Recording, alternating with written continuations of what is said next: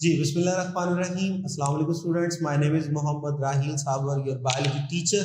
Now we are going to start our lecture number 2 which is on the cell. Last हमारा lecture 1 complete हुआ और उस lecture 1 के अंदर कुछ हमने टॉपिक डिस्कस किए according to the syllabus of UHS. आज हम जो है वो नेक्स्ट उससे ऑनवर्ड जो स्ट्रक्चर हैं उनको डिस्कस करने जा रहे हैं। होप सो आपने पहले वाले स्ट्रक्चर अच्छे से पढ़े होंगे और कुछ ना कुछ उसकी प्रैक्टिस भी की होगी। प्रैक्टिस जरूर करनी है, याद रखिएगा एमडी कैट सारे का सारा प्रैक्टिस बेस है।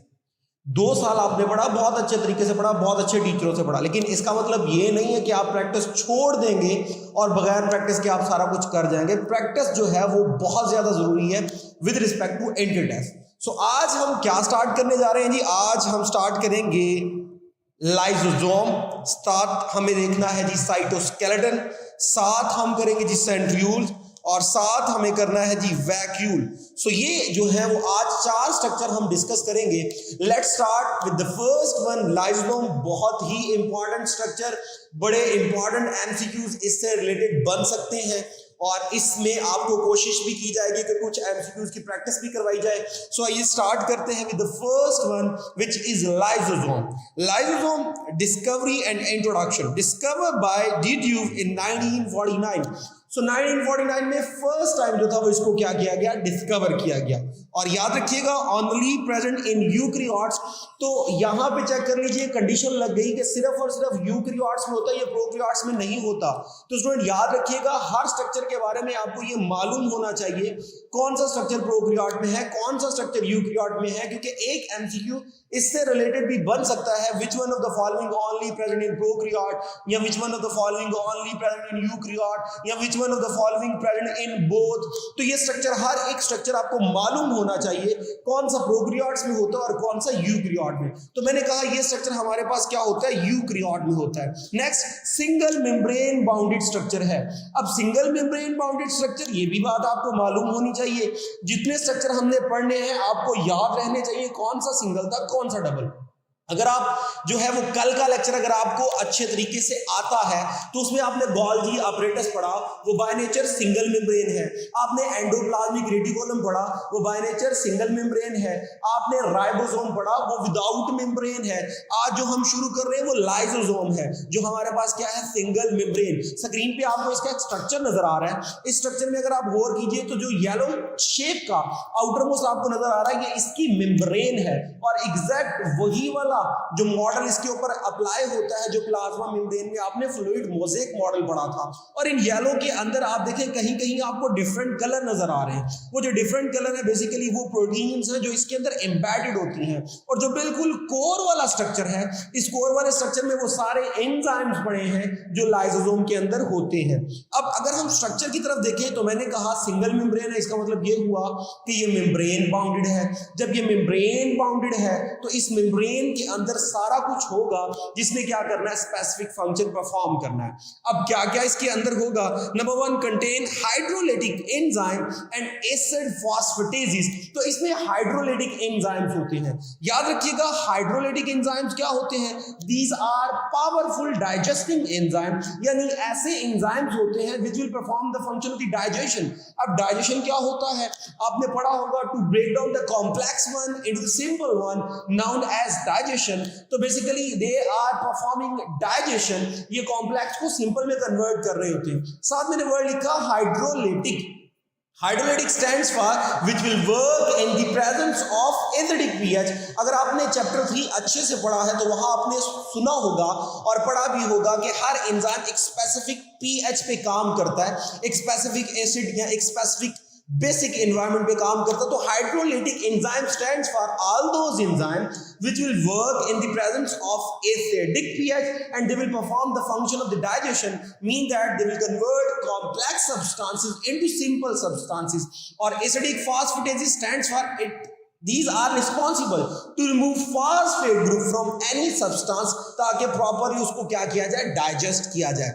अब जरा देखिएगा कौन कौन से एंजाइम्स इसके अंदर हो सकते हैं।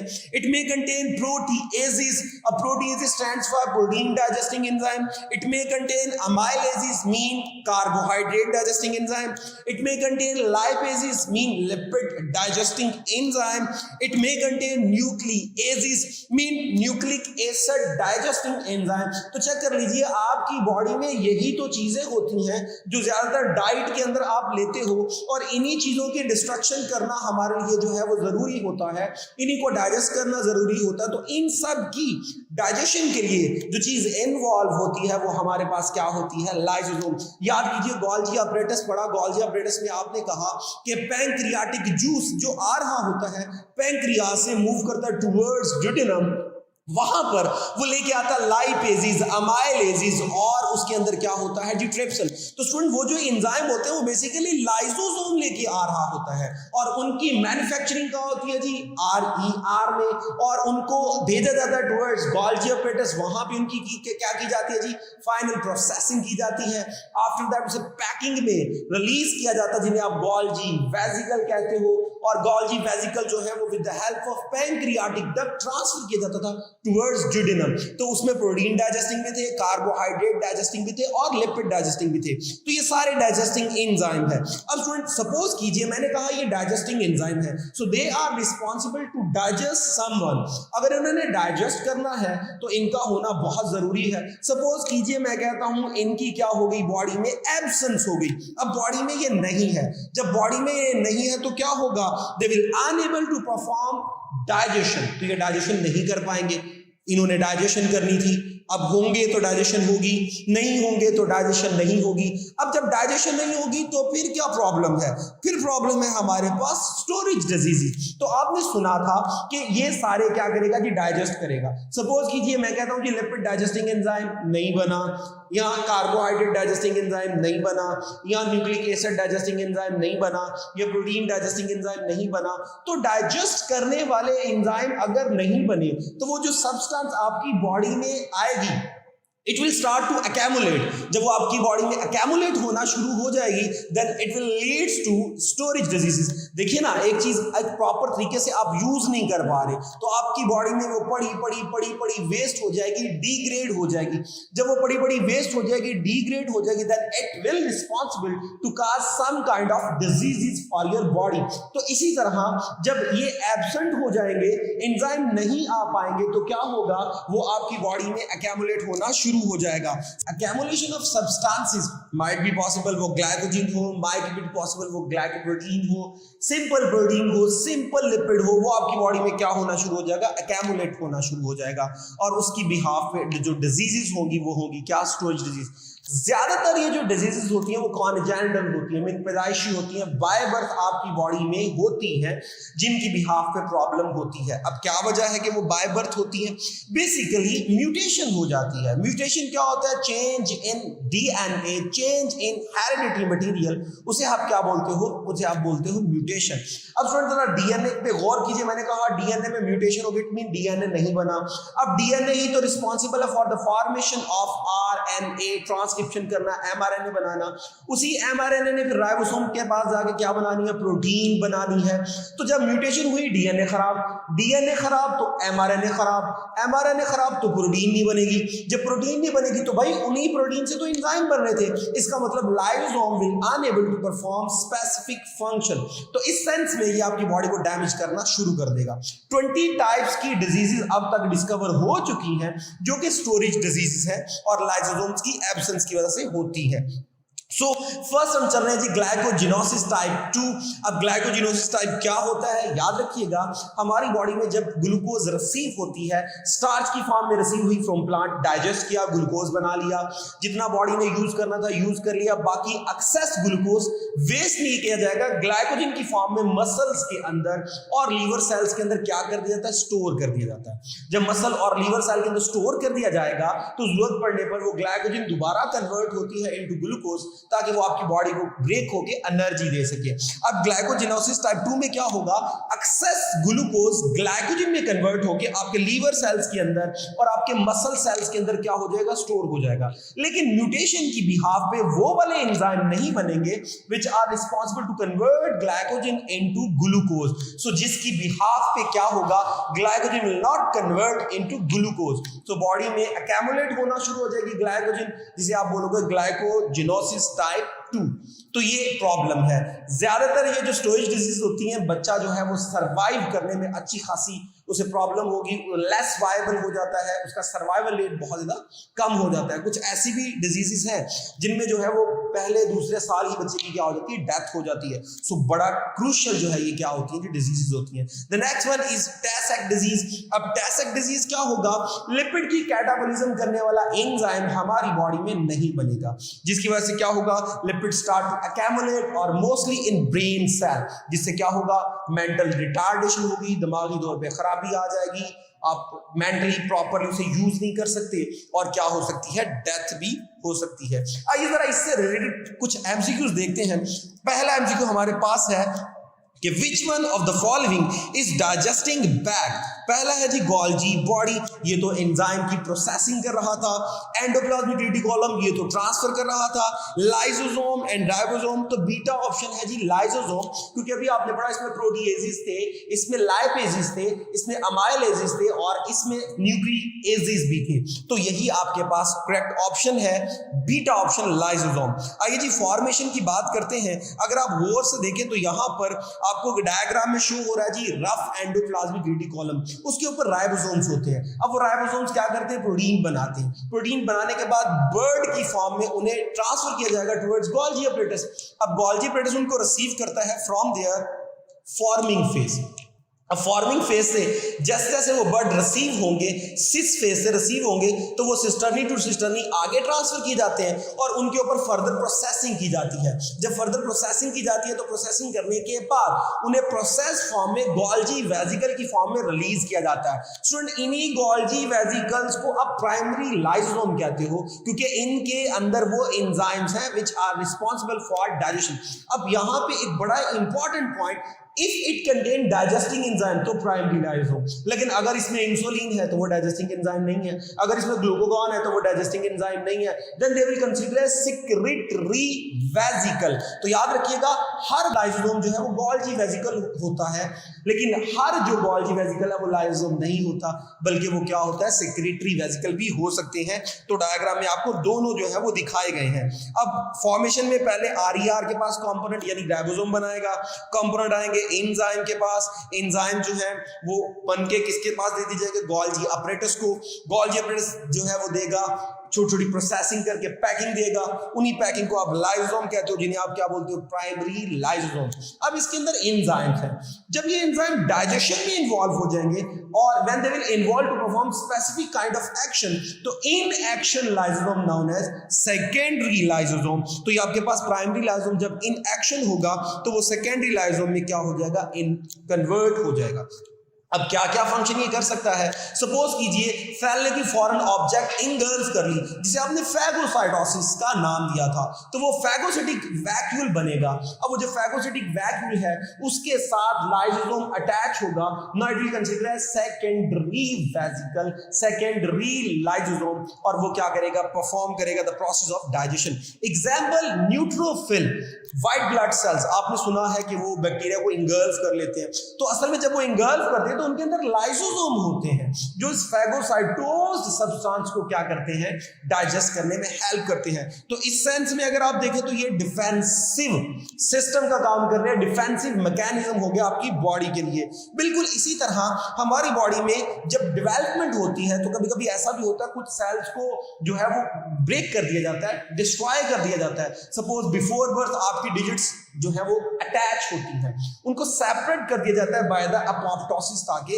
उंगलियां बिल्कुल सेपरेट हो सके।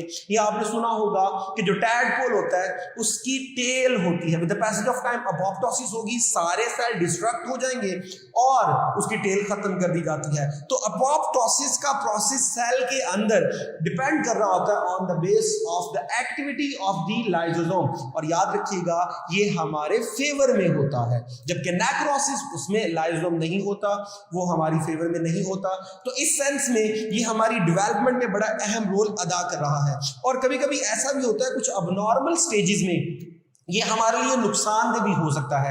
मिसाल के तौर पे आप देखिए जी, आपने 2 दिन से 3 दिन से 4 दिन से खाना नहीं खाया, बॉडी को तो एनर्जी चाहिए, तो लाइसोसोम क्या करेगा, सेल के कंपोनेंट्स को डिस्ट्रक्ट करना शुरू कर देगा, उनमें से प्रोटीन निकालेगा, उनमें से कार्बोहाइड्रेट निकालेगा, लिपिड निकालेगा, ब्रेक करके एनर्जी बनाना शुरू कर देगा। इस तरह सेल्स की क्या शुरू हो जाएगी, डिस्ट्रक्शन शुरू हो जाएगी। तो पहले केस में भी आपने सेल को मारा, दूसरे केस में सेल के कंपोनेंट्स को मारा, तो एज ए होल सेल ने अपने ही कंपोनेंट को मारना शुरू कर दिया। This phenomenon known as autophagy, और जो ये करता है उसे हम बोलते हैं ऑटोफैगोसोम, जो कि सेकेंडरी लाइसोसोम है। जरा एमसीक्यूज देखते हैं। Secretion are the product form by the ribosome and processed by the Golgi body and packed into the small sacs called as, तो अल्फा है जी गोल्गी वेसिकल, जी बिल्कुल गोल्गी वेसिकल तो उनको कहते हैं। चार्ली है जी प्राइमरी लाइसोसोम। अब ये जो बने हैं उन्हें प्राइमरी लाइसोसोम तब कहेंगे अगर उनमें डाइजेस्टिंग एंजाइम होंगे। तो लाइन सुनिए, उसने बोला है सिक्रीशन, जो इंसुलिन भी हो सकती है, ये डाइजेस्टिंग एंजाइम नहीं है। बीटा है जी सेक्रेटरी वेसिकल, जी बिल्कुल सेक्रेटरी वेसिकल भी बोल सकते हैं। तो डेल्टा है जी ए और बी, तो ए और बी ऑप्शन आएगी। बाज बच्चों ने पहला ही लगा देना था बड़ी जल्दी के अंदर, तो याद रखिएगा जो वो गोल्गी वेसिकल बना है वो लाइसोसोम नहीं है, अब की बार वो सेक्रेटरी वेसिकल है। सो होप सो आपको समझ आ गई होगी। ये जरा चेक कीजिएगा, ऑटोफैगी की हम एक डायग्राम देख रहे हैं जिसमें सेल के अपने कंपोनेंट को क्या किया जाता है, डिस्ट्रक्ट किया जाता है। अगर आप इसको गौर से देखें तो क्या होगा, ऑटोफैगी के अंदर में देखिए, इस वीडियो में आपको नजर आ रहा होगा, ये सेल का क्लोजअप है। इसमें आप देखिए जी एक इलोंगेशन वाला फेज आपको नजर आ रहा है। इलोंगेशन स्टैंड्स फॉर ये ऑटोफैगोसोम बनाया जा रहा है। मेम्ब्रेन जो है वो इन स्ट्रक्चर को क्या कर रही है, इन्वेलप कर रही है, जिनको डाइजेस्ट करना जरूरी है। और ये नीचे से जो बॉल ऊपर आ रही है, ये बेसिकली क्या है, लाइसोसोम। अब ये फ्यूज होगा विद उसके साथ जो आपके पास स्ट्रक्चर बना है फैगोसोम, और इसकी क्या करेगा, इसकी डाइजेशन करेगा, और जो वेस्ट बनाया जाएगा या तो सेल से बाहर निकाल दिया जाएगा अगर वो वेस्ट है, और अगर उसकी रिसाइकलिंग करना मकसूद है तो सेल में उसे रख लिया जाएगा। इसी प्रोसेस को जरा इस में आप गौर से देखिए वीडियो में, आपको जो है वो इसकी मैन्युफैक्चरिंग भी समझ आ जाएगी, फंक्शन भी समझ आ जाएगा। Lysosomes are membrane-bound vesicles that contain hydrolytic enzymes. The hydrolytic enzymes degrade proteins, nucleic acids, lipids, and carbohydrates, and are formed in the endoplasmic reticulum. These enzymes are then transported to the Golgi apparatus by transport vesicles. The lysosomes arise from the Golgi apparatus. When particles such as viruses or bacteria are ingested by phagocytosis, the lysosome fuses with the particle-containing vesicle, called a phagosome, and delivers the hydrolytic enzymes.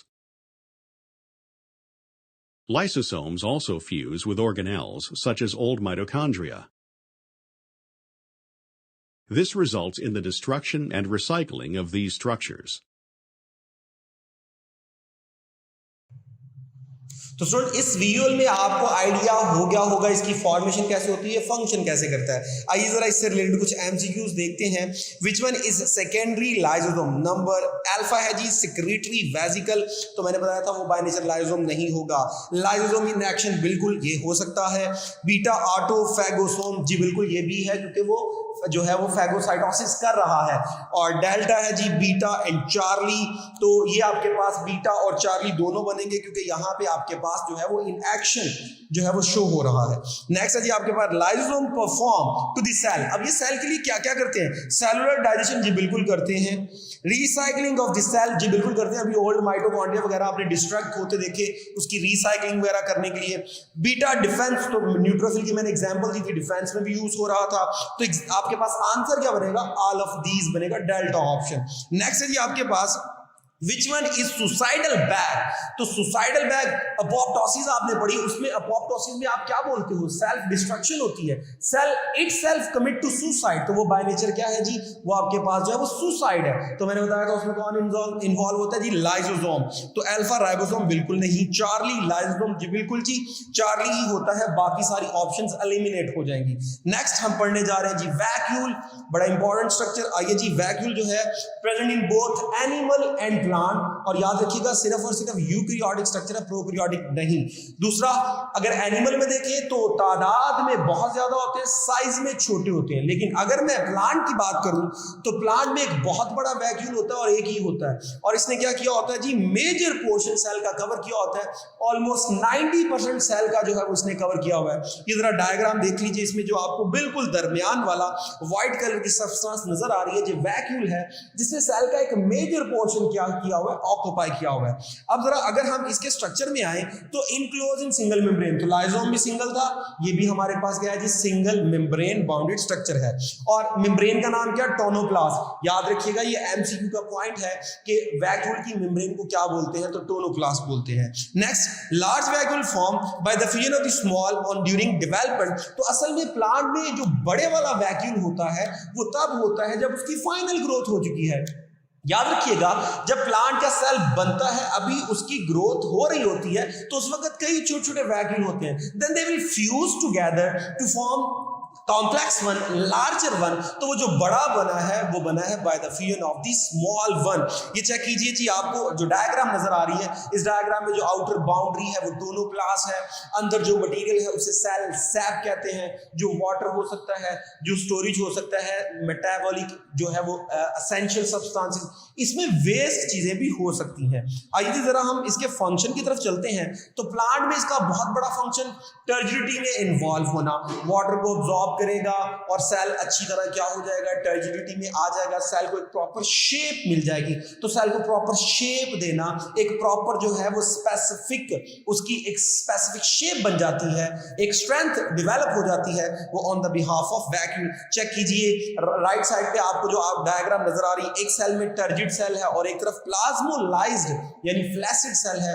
वहां पे क्या है, vacuole ने water remove कर दिया तो cell सारा shrink हो गया। स्पेस देख लीजिए मेम्ब्रेन और सेल में वॉल में, अच्छी खासी सेल मेम्ब्रेन में और सेल वॉल में स्पेस आ चुकी है, सेल श्रिंक हो चुका है। और यही जब पानी को अब्सॉर्ब करेगा तो प्रॉपर आप देख लीजिए एक साइड पे आपको प्रॉपर सेल की शेप नजर आ रही है। तो इस तरह ये सेल को सपोर्ट करता है उसकी शेप वगैरह देने में। और साथ ही साथ site for the storage of the water and product, तो मैंने बताया जी वेस्ट प्रोडक्ट भी इसमें स्टोर हो सकते हैं, मेटाबोलाइट भी स्टोर हो सकते हैं, और साथ ही साथ इसके अंदर कुछ वाटर वगैरह भी ये क्या करता है, जरूरत के लिए स्टोर कर लेता है। अब एक स्पेसिफिक वैक्यूल होता है जो कि माइक्रो ऑर्गेनिज्म में होता है, उसे बोलते हैं कॉन्ट्रैक्टाइल वैक्यूल। ये जरा देखिए जी, आपको पैरामीशियम नजर आ रहा है, इस पैरामीशियम ने फ्रेश वाटर में होना और सराउंडिंग में पानी हाई कॉन्सेंट्रेशन में होता है, तो वो क्या करेगा, it will move from high to low, तो वो अंदर आ जाता है। अब सेल के अंदर वाटर बहुत ज्यादा आ गया तो प्रॉब्लम क्या होगी, वो साइटोप्लाज्म को क्या कर देगा, डाइल्यूट कर देगा और एंजाइम्स की जो है वो एक्टिविटी में प्रॉब्लम होगी। उसलिए फिर क्या किया जाता है, ये जो कॉन्ट्रैक्टाइल वैक्यूल आपको स्टार शेप में नजर आ रहे हैं, ये पहले क्या करेंगे, उस पानी को अब्सॉर्ब करेंगे और अच्छी खासी एक शेप में चले जाएंगे क्योंकि उन्होंने पानी को अपने अंदर क्या किया हुआ, absorb. Then they will contract to remove water from the outside the body, जो कि इस विजुअल में आपको नजर आ रहा है। तो इस तरह ये वाटर की कॉन्सेंट्रेशन को यूनिसेलुलर ऑर्गेनिज्म में बैलेंस करने के लिए, मैनेज करने के लिए भी क्या होता है, यूज होता है। और जब भी वाटर की कॉन्सेंट्रेशन को कंट्रोल किया जाए उसे ऑस्मो रेगुलेशन कहते हैं। तो आप ये भी कह सकते हैं कि vacuole involve in the osmoregulation of unicellular organism. तो ये पॉइंट भी बन सकता है for the sake of MCQ. Next आते हैं जी हम एमसीक्यू की तरफ। Pick up the single membrane bounded structure. Alpha है जी लाइसोसोम, बीटा है जी राइबोसोम, चार्ली है जी वैक्यूल। तो लाइसोसोम सिंगल है, वैक्यूल सिंगल है, तो ए और सी बनेगा, राइबोसोम विदाउट मेम्ब्रेन है। नेक्स्ट सेकंड है जी vacuole of the cell contain. तो वैक्यूल में क्या है, साइटोप्लाज्म नहीं, वो तो सेल के अंदर होता है। सेल सेप जी बिल्कुल सेल सैप ही होता है। न्यूक्लियस बिल्कुल ये तो एक सेपरेट स्ट्रक्चर है, तो आपके पास बीटा ऑप्शन बनती है। Third, membrane of the vacuole, तो मैंने बताया था ये इंपॉर्टेंट है और एमसीक्यू का पॉइंट है। तो साइटोप्लाज्म कहते हैं नहीं, सोनोप्लास्ट कहते हैं नहीं, टोनोप्लास्ट कहते हैं, एक्टोप्लास्ट कहते हैं, तो चार्ली ऑप्शन है जी, टोनोप्लास्ट कहा जाता है। नेक्स्ट जो स्ट्रक्चर हम पढ़ने जा रहे हैं, इट इज साइटोस्केलेटन। अब साइटोस्केलेटन का इंट्रोडक्शन जी, नेम देखिए जी, नेम क्या कह रहा है जी, स्केलेटन। अब जब साइटो तो है पार्ट ऑफ द सेल, तो cytoskeleton stands for skeleton of the cell, so it will act as a skeleton of the cell। अब जरा गौर कीजिए, मैं अगर बात करूं ये है किन में, तो ये सिर्फ और सिर्फ यूकैरियोट्स में होता है, ये प्रोकैरियोट्स में नहीं होता। तो वंस अगेन आपको मालूम होना चाहिए स्ट्रक्चर किस में है किस में नहीं है। मैंने कहा ये बिल्कुल रिजेंबल है जी स्केलेटन से। तो जरा अपने स्केलेटन की बात कीजिए, अगर आपकी बॉडी में स्केलेटन है तो वो आपकी बॉडी को क्या कर रहा होगा, वो शेप दे रहा होगा, वो आपकी बॉडी को मूवमेंट दे रहा होगा, वो आपकी बॉडी को प्रोटेक्शन दे रहा होगा। बिल्कुल इसी तरह अगर ये सेल का स्केलेटन है तो उसे सेल को क्या देनी चाहिए, शेप देनी चाहिए, सेल को क्या देनी चाहिए, मूवमेंट देनी चाहिए, और सेल को क्या देनी चाहिए, प्रोटेक्शन। तो डेफिनेटली ये सब कुछ ये सेल को प्रोवाइड करेगा। आइए जी जरा देखते हैं इसकी कॉम्पोजिशन में है क्या। तो ये प्रोटीन फाइबर होते हैं जो कि इन्वॉल्व होते हैं, और कहां होते हैं, इन द होल साइटोसोल, यानी साइटोप्लाज्म का ये मेजर पोर्शन होता है, उसके अंदर जो है ये होते हैं, और सारे प्रोटीन फाइबर हैं। तीन तरह के जी प्रोटीन फाइबर है। The first one is microtubule, diagram आपको नजर आ रही है, 25 नैनोमीटर इसका क्या होता है, diameter. The next one is microfilament, और इसका जो आपको डायमीटर नजर आ रहा है वो कितना होता है जी, 7। अब next one is intermediate filament, और इसका जो हमारे पास डायमीटर होता है वो होता है जी 10। अब 10 देख लीजिए, वो 7 और 25 के दरमियान है, इसलिए तो हमने इसे क्या बोला, इंटरमीडिएट फिलामेंट। अब जरा माइक्रोट्यूब्यूल की तरफ चलते हैं, तो long unbranch cylindrical structure, diagram देखिए आपको सब यूनिट जुड़ते नजर आ रहे हैं। ये सब यूनिट होते कौन से हैं, ये ट्यूबुलिन प्रोटीन होती है, जो कि दो तरह के होते हैं, एक बोलते हैं अल्फा ट्यूबुलिन और एक को बोलते हैं बीटा ट्यूबुलिन। डायग्राम में आपको नजर आ रहे होंगे, ये दो आपस में जुड़ते रहते हैं और एक लंबा हॉलो स्ट्रक्चर बनता है जिसे आप क्या बोलते हो, माइक्रोट्यूब्यूल। अब जरा फंक्शन की तरफ चलते हैं। माइक्रोट्यूब्यूल क्या करता है जी, assembling and disassembling of the chromosome.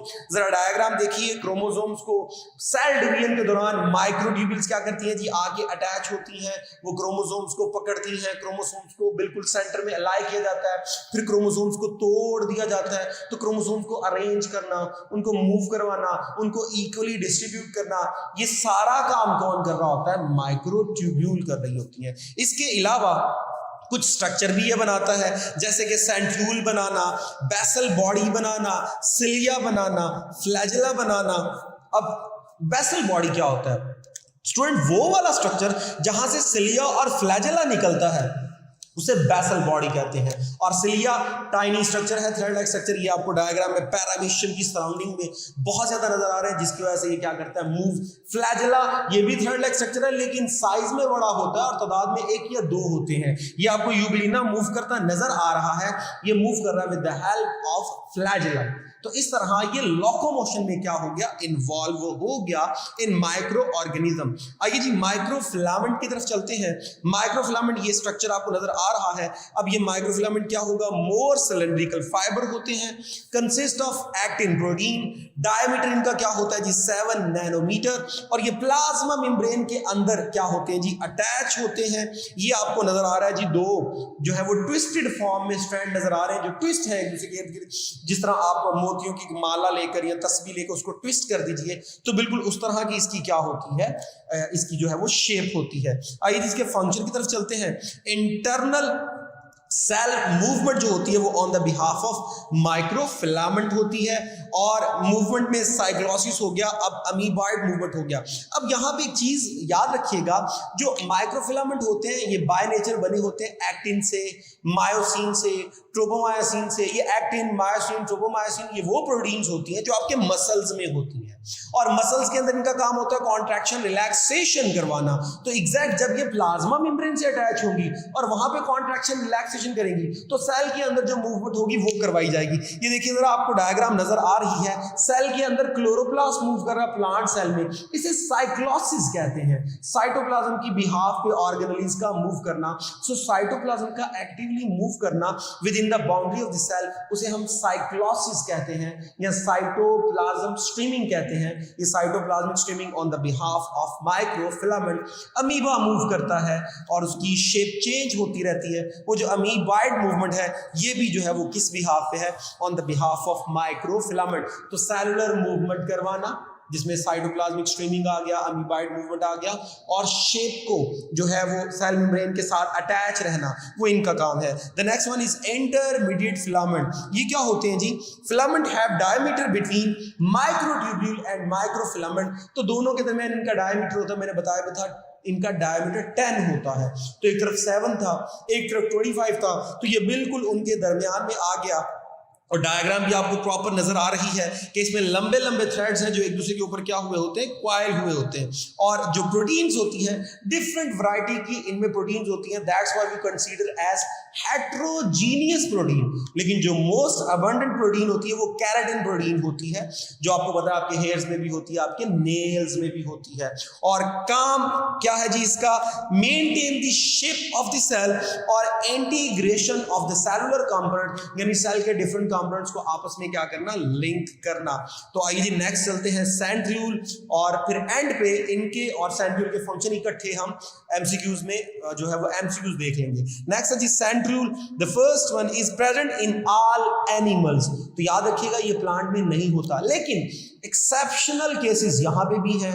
जो लोअर प्लांट्स होते हैं जैसे क्लेमेडोमोनास वगैरह, या अर्ली जो आपके पास ब्रायोफाइट्स थे, नॉन वास्कुलर प्लांट्स, उनमें भी सेंट्रियोल की प्रेजेंस को आइडेंटिफाई किया गया है। लेकिन याद रखिएगा वो बड़ा एक्सेप्शनल केस है, और एक्सेप्शनल केस हम ज्यादातर स्टडी नहीं करते, तो इसलिए कहा जाता है कि ये प्लांट्स में नहीं होता। खैर लोकेशन में देखें तो ये क्या होता है जी, क्लोज टू द न्यूक्लियस, और बाहर वाली साइड पे होगा, और राइट एंगल होंगे। कौन राइट एंगल होंगे? बेसिकली सेंट्रियोल दो होते हैं, एक ये है एक ये है, तो दोनों एक दूसरे के राइट एंगल होते हैं। जब राइट एंगल होते हैं तो दोनों के दरमियान एंगल कौन सा बनता है? 90। डायग्राम में देख लीजिए जो आपको रोटेट करता नजर आ रहा है, तो दोनों के दरमियान एंगल कौन सा है? अगर आप लिंक कीजिए तो क्या बनेगा, ये आपके पास इसका एंगल 90 बनेगा। सपोज कीजिए ये मेरे पास सेल है, ये सेल के अंदर मैंने क्या शो कर दिया, न्यूक्लियस, और न्यूक्लियस के बिल्कुल एक्सटीरियर साइड पे ये एक सेंट्रियोल, ये दूसरा सेंट्रियोल। अब जब दो सेंट्रियोल हो गए तो याद रखिएगा दो सेंट्रियोल को इकट्ठा सेंट्रोसोम बोलते हैं।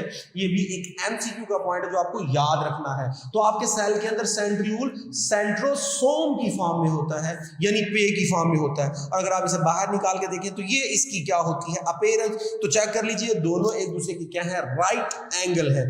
आइए जरा स्ट्रक्चर की तरफ चलते हैं। Pair of centriole called centrosome. तो मैंने पहले भी बताया कि दो होंगे, दोनों एक दूसरे के राइट एंगल होंगे। जब दोनों एक दूसरे के राइट एंगल होंगे तो इन दोनों के दरमियान एंगल 90, और दोनों को इकट्ठा हम क्या बोलते हैं, सेंट्रोसोम कहते हैं।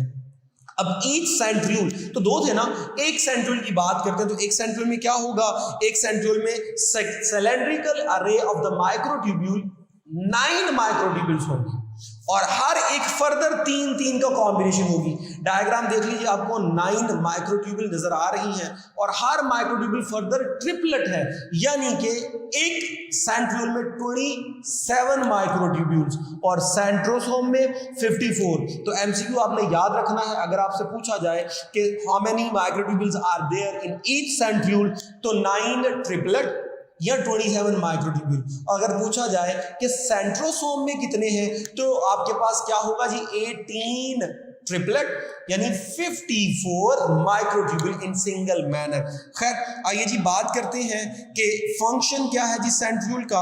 Number 1, just before cell divides they replicate. जरा डायग्राम में देखिए आपको नजर आ रहे हैं, एक सेल जब डिवाइड हो रहा है तो उसने 2 सेंट्रोसोम बना लिए हैं, यानी कि 2 सेंट्रियोल एक तरफ, 2 सेंट्रियोल एक तरफ, और during cell division they will migrate towards opposite pole, जो आपको डायग्राम में नजर भी आ रहे हैं। जैसे ही ऑपोजिट पोल की तरफ माइग्रेट हो रहे हैं, then they will produce microtubules, और वो माइक्रोट्यूब्यूल्स अंदर की तरफ आती है, जिन्हें आपने स्पिंडल्स कहा था, एस्टर्स कहा था, जो क्रोमोसोम्स को क्या करती हैं, असेंबल्स करती हैं, अरेंज करती हैं. So migrate to the opposite pole बता दिया, arrange, assembles, disassemble of the chromosome, तो क्रोमोसोम्स को अरेंज करना, उनको कैप्चर करना, उनको प्रॉपर अलाइन करना, उनको इक्वली डिवाइड करना, ये सारा माइक्रोट्यूब्यूल्स का काम होता है, जो बन किससे रहे होते हैं, सेंट्रियोल से.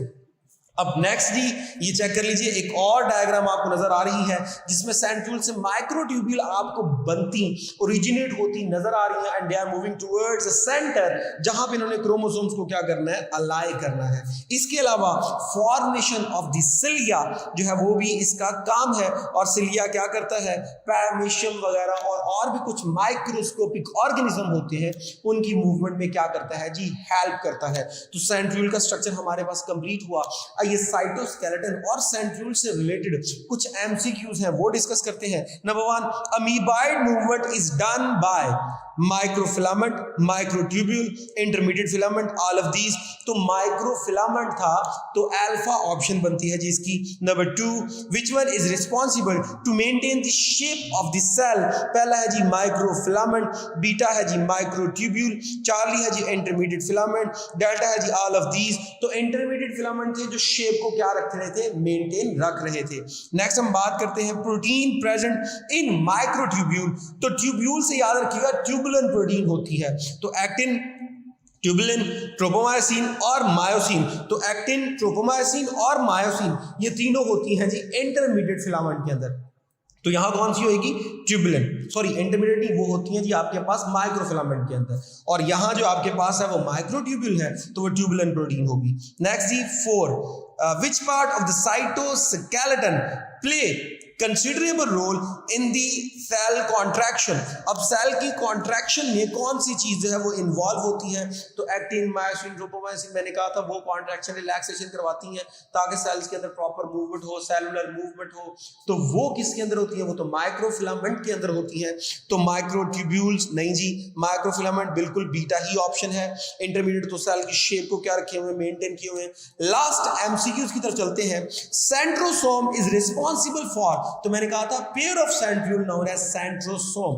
तो वो क्या करता है जी, alpha cell plate formation, beta cell wall formation, Charlie initiation of the cell division, delta intracellular digestion. तो चार्ली ऑप्शन बनती है जी initiation of the cell division, क्योंकि जब ये माइग्रेट करता है तो सेल आपकी डिवीजन जो है वो क्या हो चुकी होती है, शुरू हो चुकी होती है. तो स्टूडेंट आज के हमारे सारे स्ट्रक्चर कंप्लीट हुए, इंपॉर्टेंट पॉइंट सारे आपसे डिस्कस कर लिए गए, जो जो इंपॉर्टेंट एमसीक्यूज बनते थे वो भी आपसे शेयर कर लिए गए.